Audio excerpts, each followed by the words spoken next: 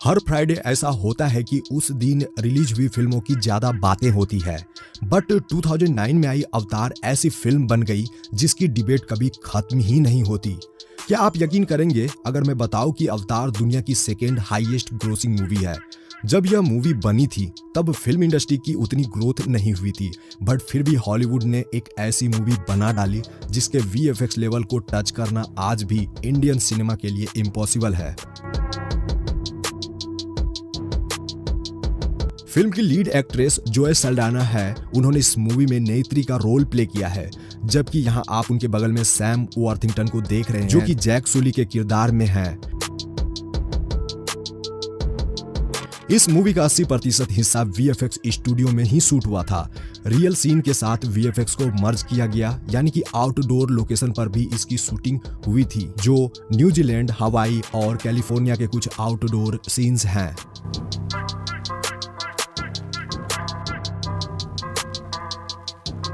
इस जगह पर नेत्री को एक फॉरेस्ट में पत्ते से पानी पीते हुए देख रहे हो।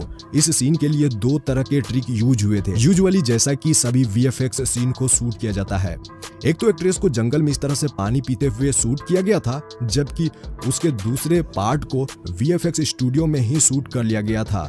यहाँ आप एक्ट्रेस के फेस पर ग्रीन कलर के कई सारे ट्रैकिंग पॉइंट्स देख रहे हो, जबकि वाटर का मोशन शॉट लेने के लिए क्रू के द्वारा बोतल से पानी डाला जा रहा है। फिल्म की लीड एक्टर और एक्ट्रेस को मेकअप की जरूरत ज्यादा नहीं पड़ी थी और ना ही उनके एक्सप्रेशन पर खासा फोकस था। उनके एक्टिविटीज और बॉडी लैंग्वेज से ही VFX टीम उनके बदले CGI मॉडल तैयार कर लेती थी, जो कि आप इस सीन में भी देख रहे हो। यहाँ आप नेत्री और जैक को कई सारे मोशन सेंसर डिवाइस पहने देख रहे हो, जबकि बाकी जो सपोर्टिंग कास्ट हैं वह भी इस तरह के ट्रैकिंग डिवाइस वाले कॉस्ट्यूम पहने हुए हैं। उनके बालों को लंबा दिखाने के लिए ब्लू कलर के जूड़े बनाए गए थे। उनके हाथों से लेकर पैरों तक पूरे सेंसर डिवाइस से लैस किया गया।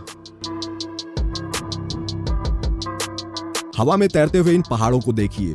यह वाला सीन काफी इंटरेस्टिंग लगा होगा जब आपने पहली बार इस मूवी को देखा था। तब भी तो आपको समझ में नहीं आया होगा कि इसे कैसे शूट किया गया होगा। यहाँ देख सकते हो कि इसके लिए स्टूडियो में ही एक लोहे के टावर में जगह जगह पत्थर बांधकर इस वाले सीन को शूट किया था। इसके लिए उन्होंने इसी स्ट्रक्चर पर अपने कास्ट को सपोर्टिंग वायर की मदद से चढ़ाया था, जिसकी वजह से मूवी का यह सीन काफी रियलिस्टिक लगता है। अब इस उड़ने वाले घोड़े का सीन देखिए। एक्चुअली इस घोड़े का नाम सीजी होता है। ये उस वक्त का सीन है जब जैक और नेत्री पहली बार इसकी सवारी करते हैं।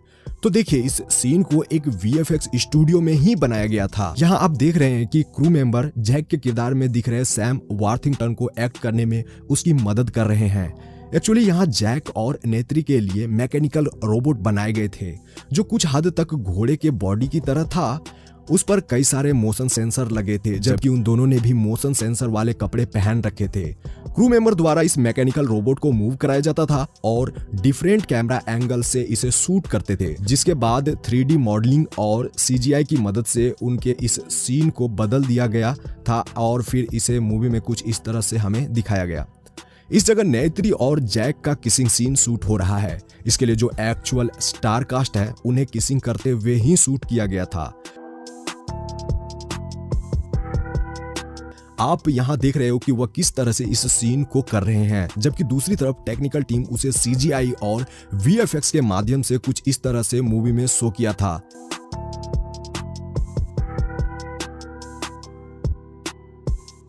जब आपने पहली बार इस मूवी को देखा था तो आपको लगा होगा कि आर्टिस्ट किसी खास तरह का मेकअप यानी प्रोस्थेटिक मेकअप करके रोल प्ले कर रहा है, जबकि पूरा का पूरा कमाल तो यहाँ VFX टेक्नोलॉजी का है। इस मूवी की स्टोरी एक रहस्यमय जंगल के इर्द गिर्द है, जिसके लिए डायरेक्टर जेम्स कैमरून ने अपने स्टार कास्ट को शूटिंग से कुछ महीने पहले ही जंगल में समय बिताने के लिए कहा था। वहां उन्हें साधारण तौर तरीके से रहना पड़ता था। वह उनकी तरह कपड़े पहनते जैसा कि आदिवासी रहते हैं। आप उनके उस टाइम वाले एक्सपीरियंस को यहाँ देख सकते हो। तोरुक मोक्टो वाला ये घोड़ा जो कि इस मूवी को और भी इंटरेस्टिंग बना देता है, जिसका जिक्र अवतार 2 में भी बार बार हुआ है। पहले तो इसकी सवारी करने से सब डरते थे, लेकिन जैक ने किसी तरह से उसे कंट्रोल किया था। यहाँ उसी समय का सीन है जब उस रेड कलर के घोड़े की सवारी करते हुए जैक कबीले में आता है, तो वहां लोगों का एक्सप्रेशन कुछ इस तरह से था। आप देख सकते हो कि इस पूरे पार्ट की शूटिंग भी इसी VFX स्टूडियो में हुई थी। यहाँ लोगों की संख्या को दिखाने के लिए ऑब्जेक्ट मॉडलिंग करी गई थी, वहीं सपोर्टिंग कास्ट ने भी सेंसर वाले सूट पहन रखे थे। VFX और 3D मॉडलिंग से उनका फेस बदला गया, या यूं कह लीजिए कि सभी चीजें बदल दी गई VFX के जरिए। उसके बाद ही यह फाइनल आउटपुट आपको मूवी में देखने को मिला था।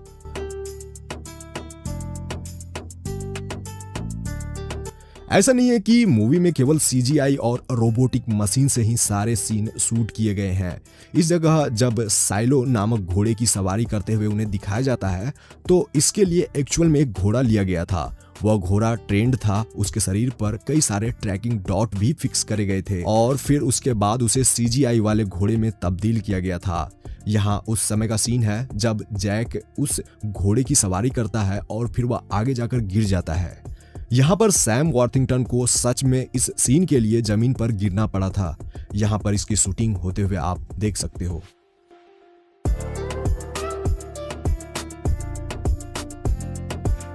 मूवी के लीड विलन जिन्हें आप यहाँ देख रहे हो वो कॉलोनेल थे।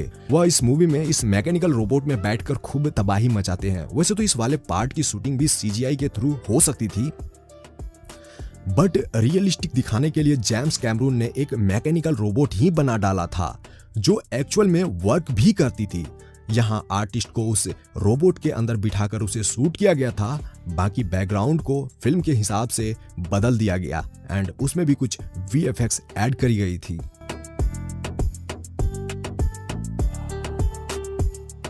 पिंडोरा के जंगल में जैक के आने का यह वाला सीन देखिए। तो देखिए, इस वाले पार्ट को ऑब्जेक्ट मॉडलिंग और एनिमेशन से क्रिएट किया गया था। हेलीकॉप्टर को उड़ते हुए दिखाने के लिए उसके चारों तरफ ग्रीन बैकग्राउंड बनाया गया था, जबकि अंदर से इस सीन को मोशन बैकग्राउंड में दिखाने के लिए बैकग्राउंड को VFX से रिमूव कर दिया गया था। बाकी टीम को दिखाने के लिए और उनका क्लोजअप शॉट लेने के लिए एक ट्रॉली जैसे लोहे के फ्रेम पर उन्हें बिठाया गया एंड प्लेन से नीचे देखते हुए और बाकी एक्सप्रेशन को दिखाने के लिए उन्हें आराम से इस स्टूडियो में शूट कर लिया गया था। जैक जब पहली बार इस जंगल में आता है तो वह यहाँ पर अनोखे पेड़ पौधों को देखकर आश्चर्यचकित हो जाता है। यहाँ वह फूल को छूता है तब वह गायब हो जाता है। इसकी शूटिंग के लिए स्टिक में ट्रैकिंग पॉइंट्स वाले सेंसर लगाकर उसे सैम वॉर्थिंगटन से इस तरह टच कराया गया था। जैसे ही वह इसे टच करता था, सेंसर वाले इस स्टिक को क्रू मेंबर पीछे की तरफ खींच लेते थे। इस तरह से इस वाले सीन को कंप्लीट कर लिया गया। यहाँ जैक सुली का सामना एक बड़े से खतरनाक जानवर से होता है जो कि उसके पीछे पड़ जाता है। यहाँ डायरेक्टर ने किसी भी प्रकार के मैकेनिकल रोबोट को नहीं लिया था, वह 3D मॉडलिंग और CGI के थ्रू ही पूरा क्रिएचर क्रिएट कर लिए थे, जबकि एक्टिविटीज को दिखाने के लिए उसे स्टिक और गद्दों में लगे सेंसर्स की मदद से एक्शन कराया गया था। अवतार फर्स्ट की सफलता के कुछ साल बाद ही अवतार 2 लाने की बात चल रही थी, यानी कि अवतार 2 की रिलीजिंग अनाउंसमेंट 2014 में ही हो गई थी। अनफॉर्चुनेटली उस वक्त तक under water FX technology develop नहीं हो पाई थी एंड फाइनली इस मूवी को अब रिलीज किया गया है। जैसा कि मैंने आपको बताया कि अवतार मूवी में हैवी CGI यूज हुआ है, बट क्या आपको पता है कि इसे हैंडल करना कितना बड़ा काम था?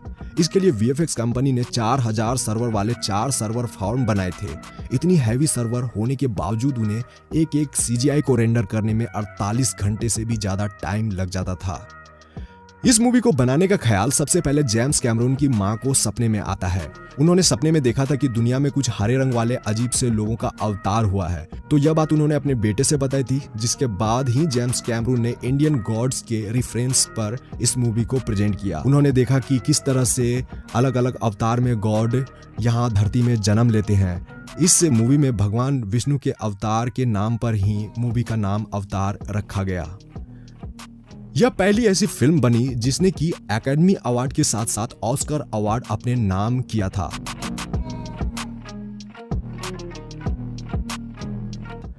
तो है गाइज, अब आप हमें बताइए कि क्या आपने अवतार 2 देख लिया है?